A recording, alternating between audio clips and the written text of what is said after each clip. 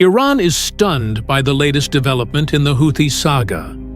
After more than a month of the U.S. acting alone in its constant aerial bombardments of the militant group, it finally has an ally.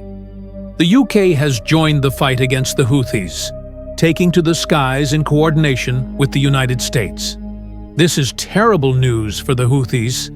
They were already overmatched by the U.S., bringing the full force of at least one of its aircraft carriers to the Red Sea. With the U.K. joining the attack, this could mark the end of the group's influence in Yemen once and for all.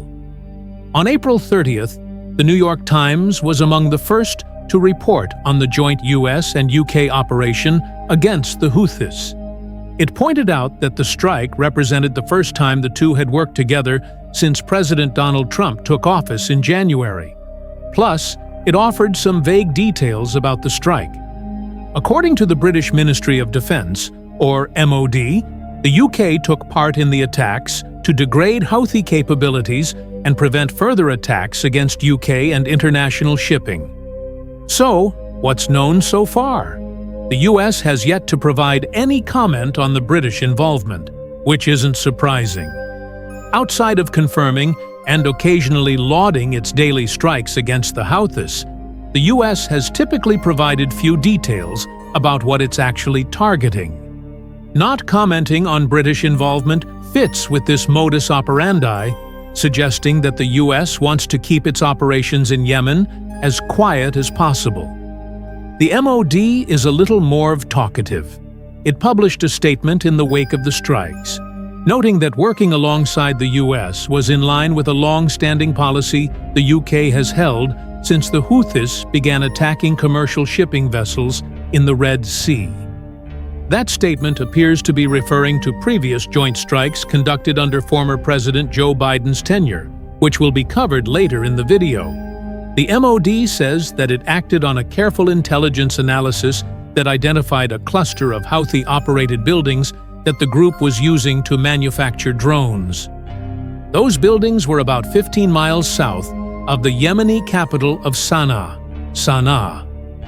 The UK deployed Eurofighter Typhoon jets, supported by Voyager tankers, to strike the buildings using ultra-precise Paveway IV guided bombs.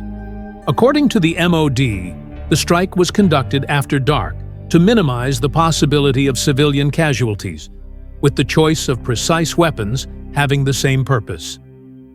The Guardian provided a handful of extra details in its report on the attack. It pointed out that the strike was the first military action approved by the UK's Labour government since it won the country's general election in the summer of 2024. The outlet also provided some quotes from the UK's Defence Secretary, John Healey, that offered some context for why the country is getting involved in the American strikes. Healey said that the UK's attack was taken in response to a persistent threat from the Houthis to freedom of navigation, while pointing out that the militant group's Red Sea attacks have led to a sharp decline in commercial shipping through the waterway. A 55% drop in shipping through the Red Sea has already cost billions, fueling regional instability and risking economic security for families in the UK. Healey commented on social media shortly after the joint strike took place. That's a diplomatic way of the UK saying it's had enough of the Houthi attacks in the Red Sea. Now, it's ready to put an end to them. That leads to a couple of questions. What does the UK bring to the table in the campaign against the Houthis? And what does this renewed UK involvement mean, both for the Houthis and the UK itself? There are already a couple of answers to the first question. The UK brought both Typhoon fighter jets and extremely powerful Paveway IV guided bombs to the battle against the Houthis. Don't sleep on the Typhoon. A twin-engine multi-role combat aircraft, the jet is the result of a combined effort by BAE Systems, EADS, and Alenia Aeronautica to deliver a fighter jet that combines the best design philosophies in Europe. That combination of minds led to the creation of a jet that exhibits superior acceleration and is capable of near-instant turns when it's in the skies. Those features come from the jet's intelligent foreplane and delta load drag configuration that, when combined with the Typhoon's high thrust-to-weight ratio, makes the jet one of the most maneuverable in the world. According to Army recognition, these design choices also result in the Typhoon being around 30% lighter and up to 20% smaller than its predecessors, ideal for complex aerial operations. And that smaller size doesn't make the Typhoon a weak fighter jet either. It's powered by a pair of Eurojet EJ200 engines that allow it to reach a maximum speed of 1,550 miles per hour, a little over 2 times the speed of sound. It can maintain those types of speeds over distances up to 1,800 miles, meaning the Typhoon is a great choice for operations that require flying over Yemen and back to base without the need for aerial refueling. Of course, the UK's use of aerial tankers in this recent strike against the Houthis still showcases that Typhoon can be refueled in the skies. That's even more worrying for the Houthis. It means the UK can extend its jet's already impressive flight range to conduct repeated attacks in a single operation. The Eurofighter also packs a terrific punch. Beyond the Paveway IV guided bombs, which will be covered shortly, the UK has the option of loading its Typhoons up with a variety of weapons. These start with a Mauser BK 27mm revolver gun system, which is built into every Typhoon and is capable of rattling off up to 1,700 rounds per minute. That's ideal for shredding through the drones and missiles the Houthis are using to attack commercial ships in the Red Sea. Beyond that powerful gun system, Typhoons can be loaded with a range of missiles to make it a multi-role fighter. These include up to 6 AMRAAM or BVRAAM missiles, the latter of which can be fired from beyond visual range, that the jet's pilot can use to take out aerial threats. With this loadout, the Typhoon can also carry a pair of shorter-range ASRAAM missiles loaded to its outer pylons, in case it needs to get up close and personal.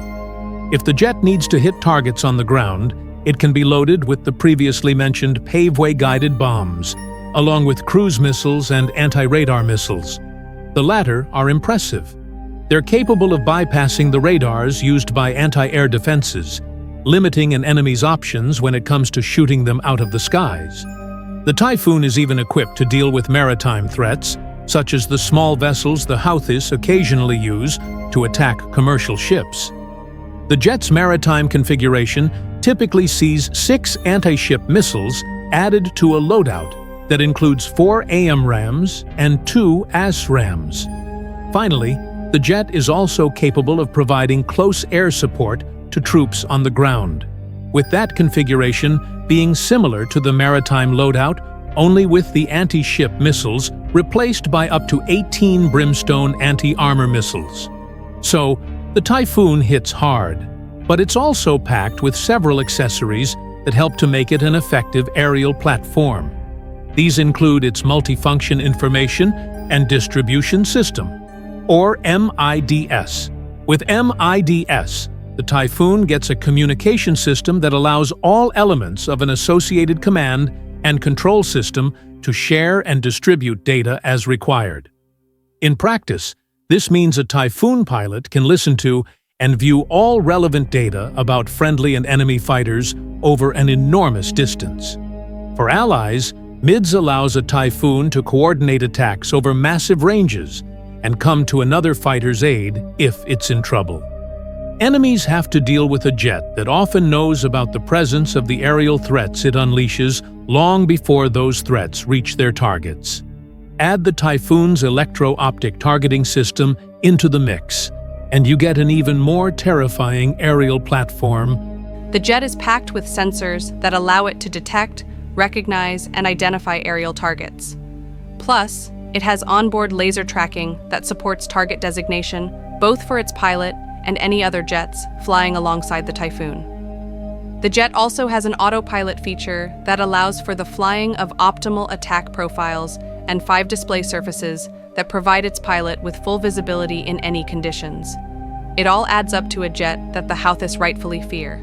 And talking about fear leads to the weapon that the UK unleashed on the Houthis on April 29th, the Paveway IV.